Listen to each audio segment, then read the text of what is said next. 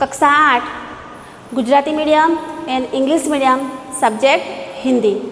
Hindi subject में हमने fourth जो चौथा चैप्टर है वो एक काव्य है और इसका नाम है उठो धरा के अमर सपूतों और इसके राइटर है द्वारिका प्रसाद माहेश्वरी। द्वारिका प्रसाद माहेश्वरी का जन्म 1 दिसंबर 1916 को रोहता आगरा उत्तर प्रदेश में हुआ था। 19 अगस्त 1998 में उनकी मृत्यु हुई। उनके 6 काव्य संग्रह और 2 खंड काव्य है, 26 बाल साहित्य, 3 कहानी संग्रह तथा अन्य साहित्य भी प्रकाशित है। इतना ऊंचा उठो, उठो धरा के अमर सपूतों, कौन खिलता है, कौन सिखाता है चिड़िया को, चंदा मामा आ पुनः नया निर्माण करो, माँ यह वसंत ऋतु, हम सब सुमन एक उपवन के, उनकी प्रसिद्ध कृतियाँ है।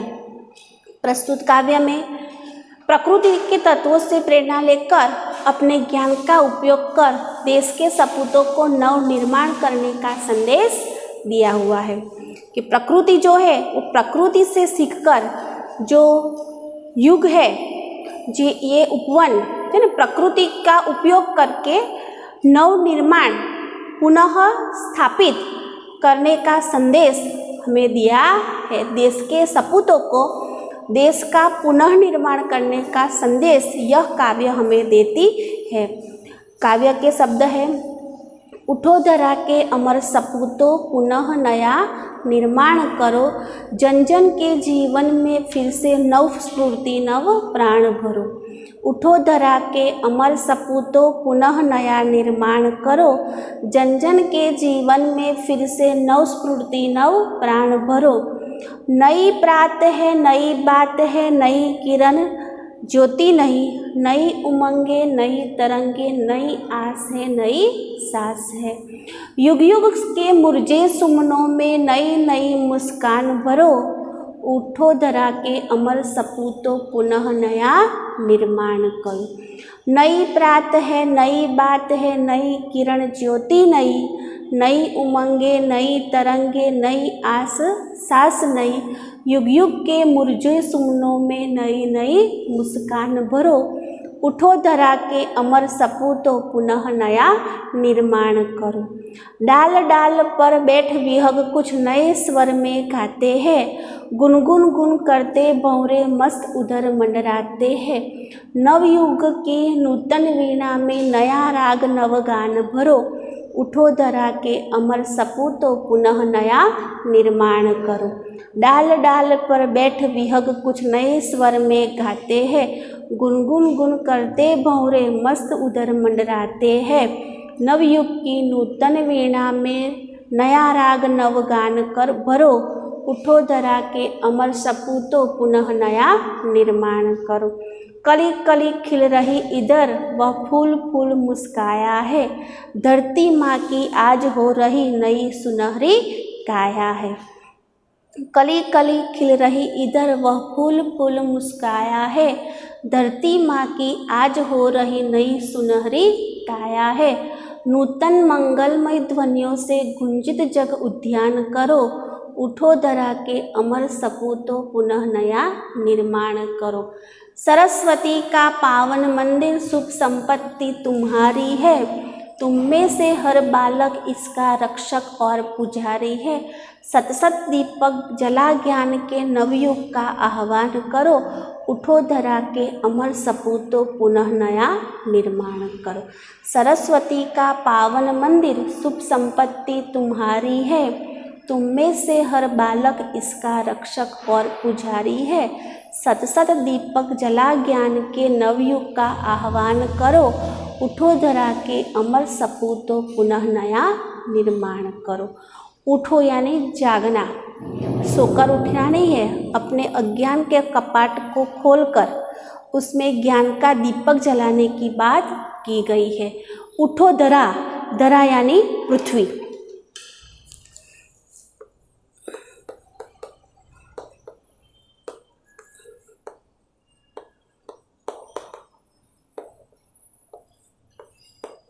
धरा यानी पृथ्वी। उठो धरा के अमर सपूतो, पुनः नया निर्माण करो। पुनः यानी फिर से।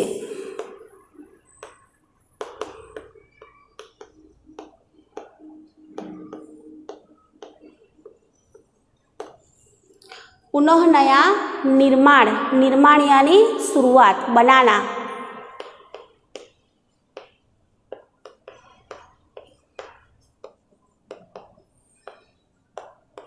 कार्य की शुरुआत करना।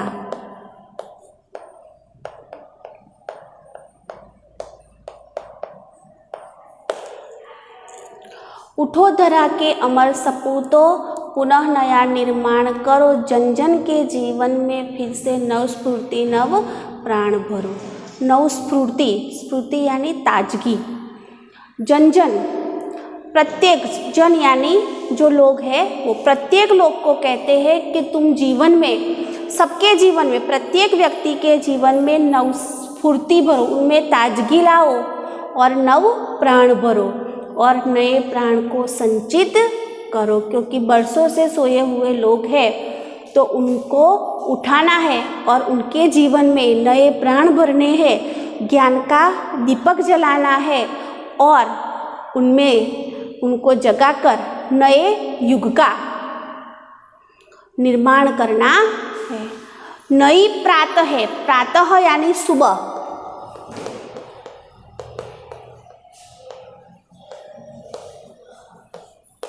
प्रातः यानी सुबह। नई प्रात है, नई बात है, नई किरण ज्योति नई। देखो अब शुरुआत करनी है, नया युग बनाना है, नए युग की स्थापना करनी है।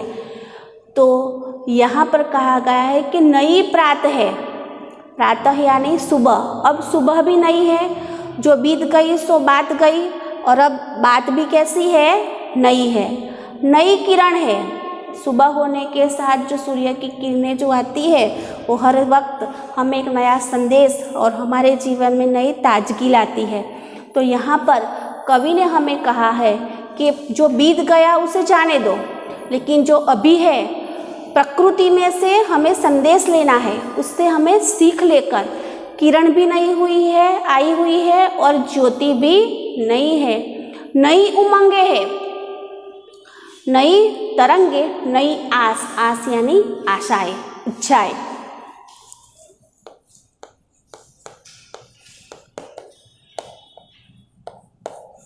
इच्छाएं भी नई नई है, नई आस है, सांस नई। और जीवन में नई उमंग होगी तो ही हम आगे बढ़ सकते हैं। यानी हजारों साल की गुलामी, कितने भी सालों की गुलामी भुगतने के बाद आज हमारे देश को आज़ादी मिली है। तो सोए पड़े रहने से अलावा हम उठकर खड़े होए और हमारे देश जो धरा है, ये पृथ्वी है, उसको हम नए रूप में स्थापित करें, हमारे देश का नया निर्माण करें, ऐसा हमें संदेश देता है।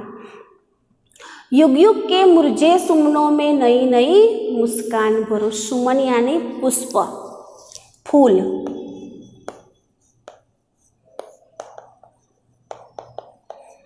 सुमन यानी पुष्प यानी फूल। जो युग युग से मुरझे हुए जो सुमन है, यानी जो मुरझे हुए लोग, यानी यहाँ पे सुमन यानी पुष्प के उदाहरण द्वारा कहा गया है कि जो लोग निराश होकर, हताश होकर जो सो गए हैं तो उनमें नई मुस्कान भरनी है। यानी युग युग से मुरझे सुमनों में नई नई मुस्कान भरो। मुस्कान यानी हास्य। उनका मन में जो हताशा निराशा व्याप्त है तो उन हताशा निराशा को दूर करके उनके जीवन में एक नई उमंग भरनी है, नई मुस्कान उनमें लानी है। उठो धरा के अमर सपूतो, पुनः नया निर्माण करो।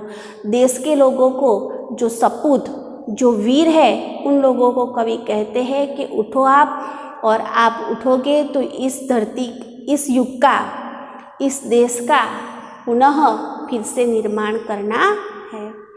डाल डाल पर बैठ विहग कुछ नए स्वर में गाते हैं। विहग यानी पक्षी।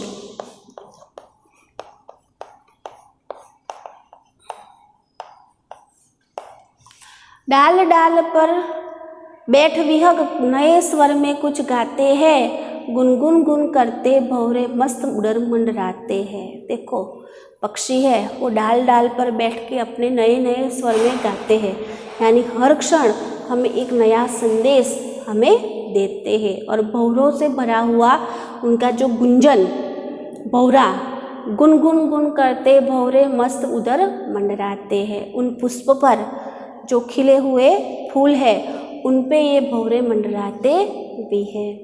नवयुग की नूतन वीणा में नया राग नव गान भरो। नवयुग की स्थापना करनी है, यानी वीणा भी नई बनाई हुई है तो उनमें नया राग और नया गान भरना है। उठो धरा के अमर सपूतो पुनः नया निर्माण करो। कली कली खिल रही इधर वह फूल फूल मुस्काया है। हर व्यक्ति नए युग का निर्माण हो रहा है जिसके कारण कली कली, यहाँ उपवन की बात है, उपवन उद्यान, उद्यान यानी बाग, यहाँ के हर कली कली खिल रही इधर वह फूल फूल मुस्काया है। धरती माँ की आज हो रही नई सुनहरी काया है। नूतन मंगलमय ध्वनियों से गुंजित जग उद्यान करो। उठो धरा के अमर सपूतो पुनः नया निर्माण करो।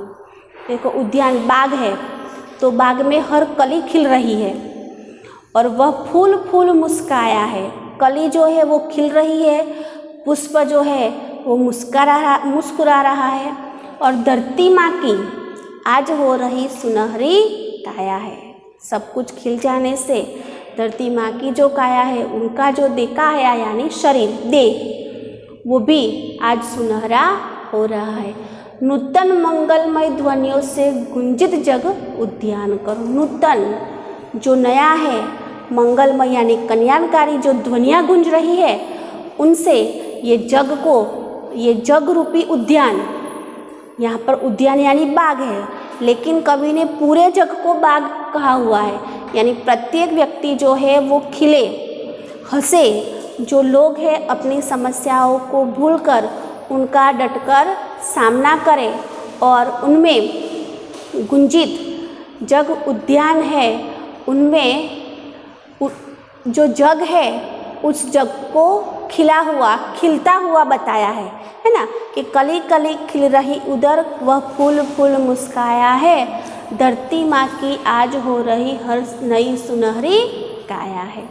नूतन जो नया है ये जग, उसमें मंगलमय ध्वनियों से, जो मंगलकारी ध्वनि से, उससे पूरे जग को, इस उद्यान रूपी जग को, जग यानी विश्व को उद्यानमय एक बाग के समान, एक उपवन की तरह बनाना है।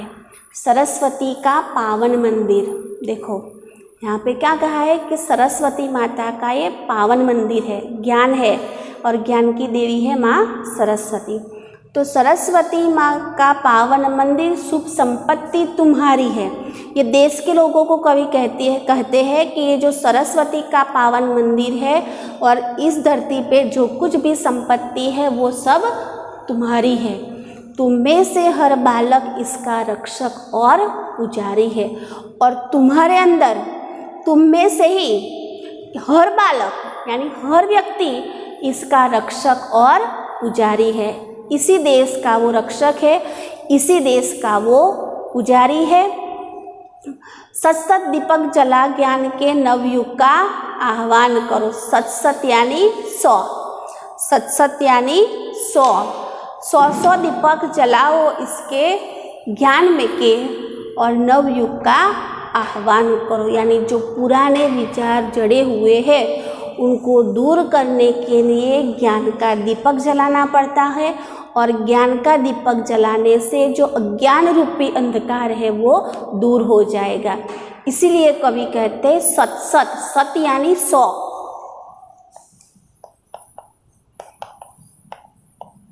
सत यानी 100 दीपक किसके जलाने को कहते हैं? ज्ञान के। 100 दीपक ज्ञान के जलाओ जिसके कारण अज्ञानता का अंधेरा है वो दूर हो जाए। उठो धरा के अमर सपूतो पुनः नया निर्माण करो।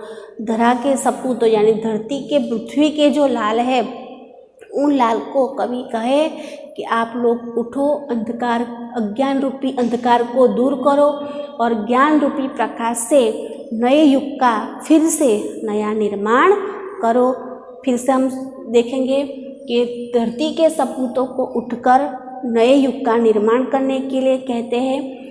जन जन प्रत्येक व्यक्ति में नवस्फूर्ति लानी है, उनमें नए प्राण भरने हैं। नई सुबह आई हुई है, नई सुबह की बात भी नई है, किरण भी नई है, ज्योति भी नई है, नई उमंग है। नई उमंग के साथ, नई तरंग के साथ, नई नई इच्छाएं लेकर और नए नए श्वास से लेकर युग युग से जो मुरझे हुए पुष्प है उनमें नई मुस्कान भरनी है।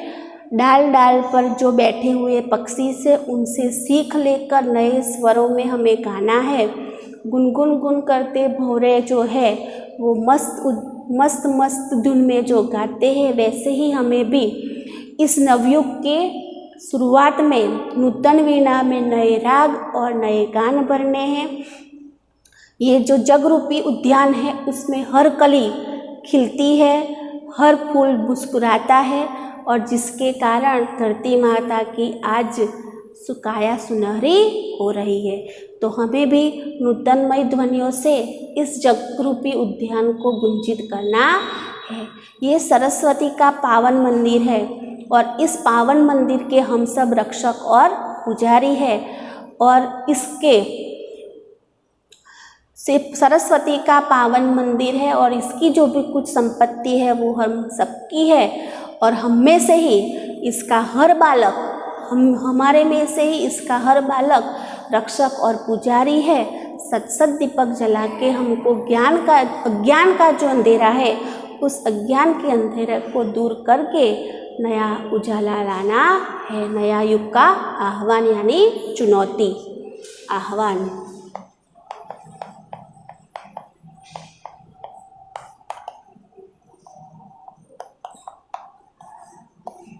यानी नए युग की चुनौती, ललकार हमें देनी है। उठो धरा के अमर सपूतों। इसके बाद पेज नंबर 25 पे है, एक थोड़ी सी पोएम दी हुई है, उसको हम देखेंगे। खड़ा हिमालय बता रहा है, डरो न आंधी पानी में, डटे रहो तुम अपने पथ पर कठिनाई तूफानों में, डिगो न अपने पथ से तुम तो सब कुछ पा सकते हो प्यारे, तुम भी ऊंचे उड़ सकते हो, छू सकते हो नभ के तारे। अटल रहा जो अपने पथ पर लाख मुसीबत आने में, मिली सफलता उसको जग में जीवन में मर जाने में। जितनी भी बाधाएं आई उन सब से ही लड़ा हिमालय, इसीलिए तो दुनिया भर में हुआ सबसे बड़ा हिमालय। ये पोएम हमें यह सीख देती है कि आंधी आए, तूफान आए तो हमें हमारे पथ से थोड़ा सा भी हटना नहीं है। जो कठिनाई यहाँ पे तूफान और आंधी यानी हमारे जीवन में आने वाले संकट और मुसीबत, उनमें हमें हार न मानकर उसका हमें डटकर सामना करना है। और जब हम अपने पथ पर न डिगेंगे तो ही हम सब कुछ पा सकते हैं। यानी मुश्किल आ जाने में अगर हम डटकर उसका सामना नहीं करेंगे तो हम को जो इच्छित और धैर्यित लक्ष्य है वो हमें पा सकते नहीं है। इसलिए हमको हमारे पथ पर डटे रहकर उसका सामना करना है। कवि कहते हैं कि हम भी ऊंचे उड़ सकते हैं और ऊंचे उड़कर नभ के तारे भी छू सकते हैं। यानी हमें जो कुछ भी पाना, हमको जो भी हमें पाने के लिए जो स्वप्न देखा है वो हम तभी सच कर सकते हैं कि हम उसके लिए प्रयत्न करते। अटल रहा जो अपने पथ पर लाख मुसीबत आने, कितनी भी मुसीबत आए, अटल यानी अपने जगह से थोड़ा सा भी न हिलने वाला, यानी अपने मन से जो निर्णय किया हो उसमें थोड़ा सा भी वो न डिगेगा तो वो अपने लाख मुसीबत आए तो भी वो उसको हरा सकता है। मिली सफलता उसको जगने जीने में मर जाने, उसी को सफलता मिल सकती है। जितनी भी जितनी भी बाधाएं आई उन सब से ही लड़ा हिमालय। हिमालय को तो बहुत सी बाधाएं आती है, फिर भी वो उनसे लड़ा, टिका और अडिग खड़ा हुआ। इसी कारण तो दुनिया भर में वो सबसे बड़ा कहलाया। तो हम यह पोएम से यह संदेश मिलता है कि कवि हमें कहते हैं कि जो भी परिस्थितियाँ आए, जैसी भी आए, उन सब में हमें डटकर उसका मुकाबला करना है और उसी में मुसीबत से लड़कर हमें इच्छित ध्येय प्राप्त करना है।